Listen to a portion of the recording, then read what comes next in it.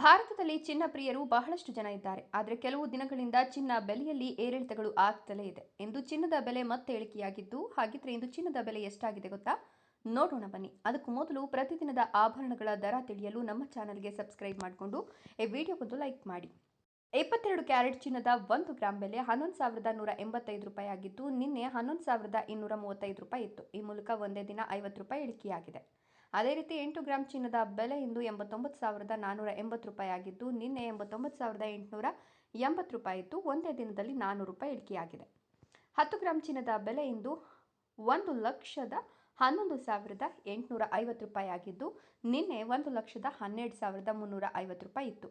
ನಿನ್ನೆಗಿಂತ ಇಂದು 500 ರೂಪಾಯಿ ಇಳಿಕೆಯಾಗಿದೆ. ಇನ್ನು 100 ಗ್ರಾಂ ಚಿನ್ನದ ಬೆಲೆ ಇಂದು 11,18,500 ರೂಪಾಯಿ ಆಗಿದ್ದು, ನಿನ್ನೆ 11,23,500 ರೂಪಾಯಿ ಇತ್ತು.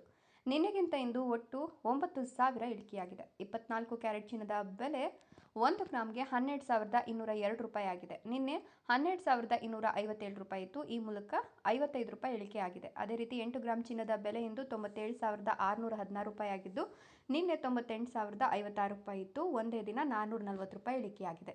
10 ಗ್ರಾಂ ಚಿನ್ನದ ಬೆಲೆ ಇಂದು 1,22,020 ರೂಪಾಯಿ ಆಗಿದ್ದು, ನಿನ್ನೆ 1,22,570 ರೂಪಾಯಿ ಇತ್ತು. ಈ ಮೂಲಕ 10 ಗ್ರಾಂ ಚಿನ್ನದಲ್ಲಿ 550 ರೂಪಾಯಿ ಇಳಿಕೆ ಕಂಡಿದೆ.